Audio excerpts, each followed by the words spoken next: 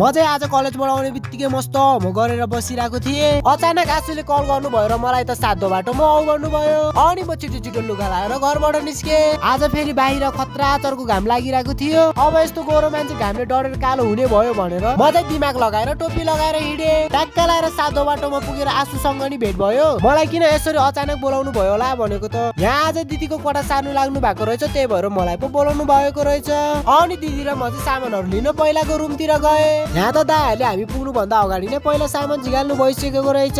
अनि हामीहरू सबैजना मिलेर एक चुटकीमै सबै सामानहरू गाडीमा लोड गरे। त्यसपछि सबैजना गाडी चढेर नयाँ रुममा आए। गाडीबाट सबै सामानहरू झिगालेर रुम भित्र ओसारे। त्यसपछि चिसो डिउ खाएर सबै सामानहरू मिलाउन थाले। सबै काम सकेपछि दिदीले मलाई 1000 रुपियाँ खर्च दिनुभयो। अनि म चाहिँ घरतिर फर्के। भनेर के भन्नु गाइज, यो पैसा चाहिँ खाजा किनेर लिएर भनेर दिनु भएको।